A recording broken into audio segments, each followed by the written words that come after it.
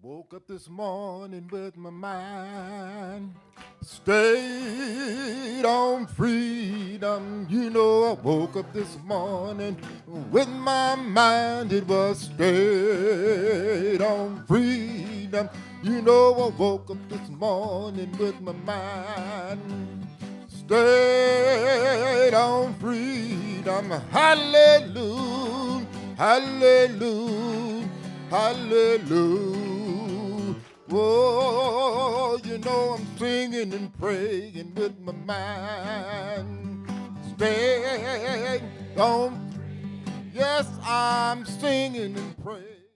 Started during the Great Depression in 1932, Highlander's Anniversary Homecoming has become an annual movement-building event for friends and comrades to greet old friends, meet new ones, dig deep, strategize, sing, dance, eat great food, and go home with new energy, new ideas, and new renewed relationships. And today we explore together the theme of No Longer Erased, lifting up racial and gender justice in our homes, communities, and the movement. We welcome each of you. We come from 20 states, from Miami, Florida to Alaska, from Massachusetts to California, from New York to Alabama, and all in between. We welcome you, and we're so glad that you're here, that you've come home. Even if you're here for the first time, we welcome you to coming home.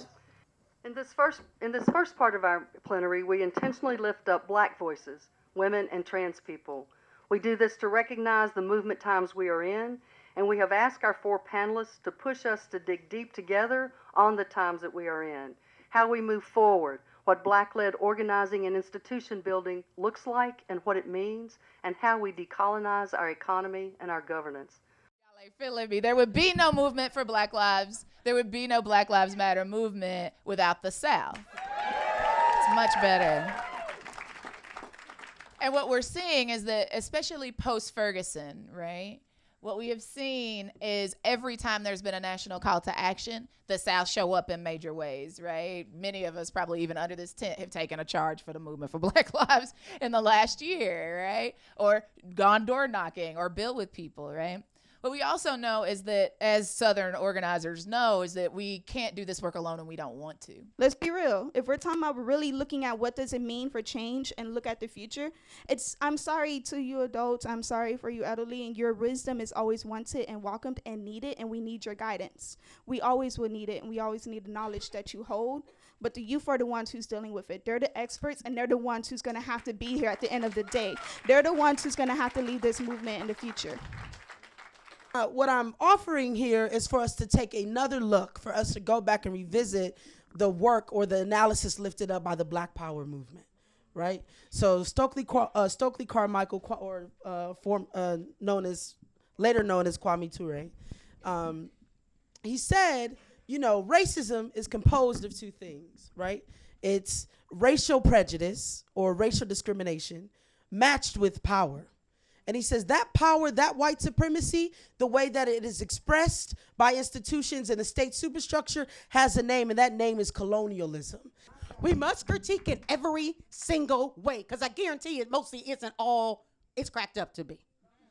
We had to actually learn from what people did in the 1970s and 1980s and 1990s, because I promise you work was going on, even if you didn't know it was happening. We must actually say, I am not, because just because you did one action, you are not actually a martyr now. What a concept. Is that those who are at the very margins of our society are the ones that are going to lead us, and the ones that we need to be listening to. Then those are the people that hold the key to dismantling the systems of oppression. Thing is something, it's about this whole issue of passing the torch. I'd love to have more talk about that. I was in the session this morning, and Andre said something that really struck me, and so what he said was that this is really about holding the torch together. It's not so much about receiving it or passing it, but that there's enough work for all of us, and the key is us all working together and figuring out our place in that work. So those are the things that are on my mind this morning. Really loved the state-sanctioned violence piece. wasn't like it was talked about in relationship to police, but it was also talked about in relationship to us having access to self-determination, right? So us owning our labor, us owning our work, ourselves, our lives, and of course building our own. To look at us and really give us that recognition that some of us are not new to this continent. Some of us are just moving up. And when you think about being in solidarity with immigrant rights, think also, who am I? Who am I? Are these people really immigrant? People whose ancestors have been here since the beginning of time. So let's think about that too, right? Let's challenge that. Direct opportunity to develop yourself.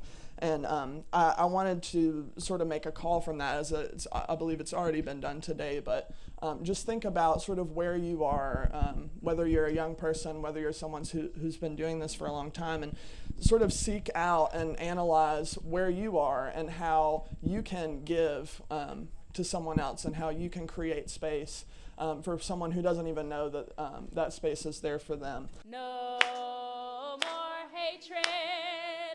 No more hatred. No more hatred within.